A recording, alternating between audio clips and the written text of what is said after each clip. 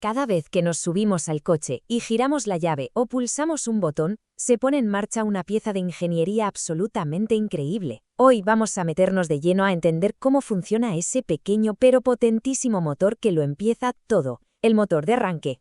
Para entenderlo bien, vamos a hacer un recorrido en 5 etapas. Primero, un poco de contexto histórico para ver de dónde venimos. Después, lo vamos a desmontar pieza a pieza para ver qué tiene dentro.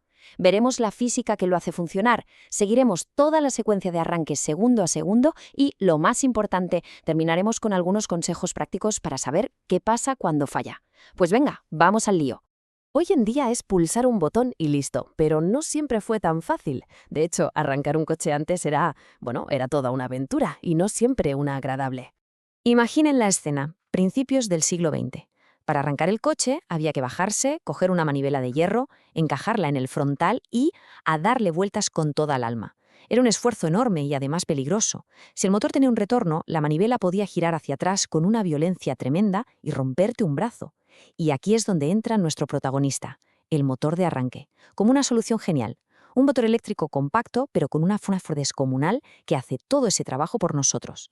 Vale, ya sabemos por qué existe. Ahora toca la parte divertida. Vamos a abrirlo, por así decirlo, para ver cuáles son sus piezas clave. ¿Qué hay dentro de esta pequeña bestia? La primera pieza, y quizá la más lista del conjunto, es el solenoide. Pensemos en él como el director de orquesta o el cerebro de la operación. En esencia, es un interruptor electromagnético que, al recibir una pequeña señal eléctrica, hace dos trabajos importantísimos a la vez.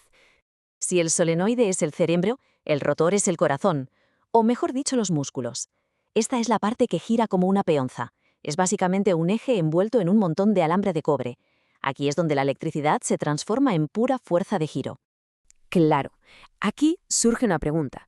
¿Cómo le metes una cantidad brutal de electricidad a algo que está girando a toda velocidad? Pues para eso están las escobillas. Son unas piececitas de carbón muy sencillas que unos muelles apretan contra una parte del rotor. Son, básicamente, el puente por donde pasa toda la corriente de la batería. Y por último, la pieza que hace el trabajo sucio, la que muerde al motor, el piñón. Es un engranaje pequeñito pero matón. Su única misión es deslizarse hacia adelante, encajar sus dientes con los de una rueda dentada enorme del motor principal y obligarla a girar. Es la conexión física, la que transmite toda la fuerza. Bien, ya conocemos a los actores principales, pero ¿cómo es posible que esta cosita tan pequeña tenga la fuerza para mover un motor de cientos de kilos? No es magia, aunque lo parezca, es pura física y se llama electromagnetismo. A ver si consigo explicarlo de forma sencilla. Cuando la electricidad de la batería pasa por las bobinas del rotor, lo convierte en un electroimán muy potente. Al mismo tiempo, en la carcasa del motor de arranque hay otros imanes fijos. Y todos sabemos qué pasa cuando juntas dos imanes por el mismo polo, ¿verdad? Se repelen. Pues bien, imaginen esa repulsión ocurriendo miles de veces por segundo. El rotor intenta escapar constantemente de los imanes fijos, y esa huida continua es lo que crea un giro increíblemente fuerte y rápido. Vale, ya tenemos todas las piezas del puzzle. Ahora vamos a montarlo. Vamos a seguir, paso a paso, la cadena de eventos que ocurre en ese segundo y medio desde que giramos la llave hasta que el motor ruge.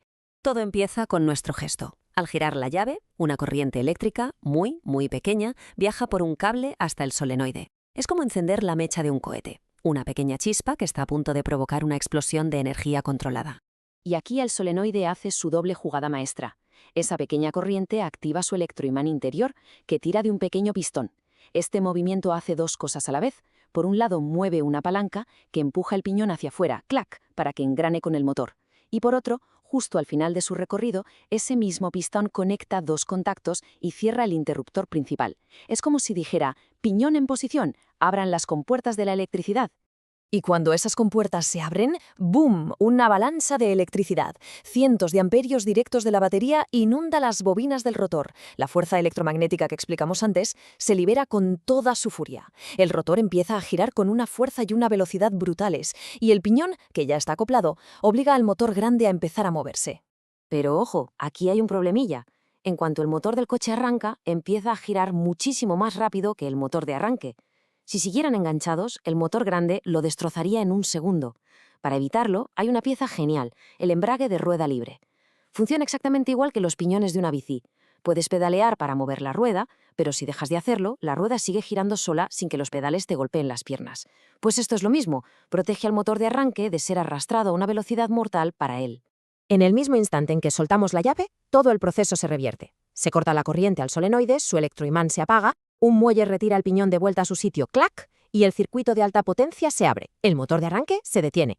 Su trabajo ha terminado. Misión cumplida. Fenomenal. Toda esta teoría está muy bien, pero vamos a lo que importa. ¿De qué nos sirve todo esto cuando un día giramos la llave y... ¿silencio? Pues ahora, con lo que sabemos, podemos convertirnos en pequeños detectives y diagnosticar qué puede estar fallando. Aquí la clave es escuchar. A ver, caso 1. Giramos la llave y solo se oye un clac fuerte y seco. ¿Qué nos dice eso? Que el solenoide ha funcionado, pero el motor de arranque no ha girado. Puede que las escobillas estén gastadas o que no le llegue corriente. Caso 2. Se oye un zumbido rápido y agudo, como una batidora, pero el motor no arranca. Ajá, el motor de arranque sí está girando, pero en vacío. El piñón no se ha acoplado. Caso 3. Un ruido horrible, metálico, como si se estuvieran moliendo hierros. Uf, malas noticias. Seguramente los dientes del piñón o del volante están dañados. Y el último caso, silencio absoluto. Nada. Ahí el problema es eléctrico, ni siquiera le llega la primera señal al solenoide. Así que ya lo ven, la próxima vez que arranquen el coche merece la pena escuchar con atención. Ya no será solo un ruido, se podrá oír la historia completa. El clac del solenoide, el breve zumbido del motor eléctrico haciendo su magia y finalmente el rugido del motor cobrando vida. Toda una secuencia increíble que ocurre en un parpadeo, gracias a una pequeña maravilla de la ingeniería que la verdad hace nuestra vida muchísimo más fácil.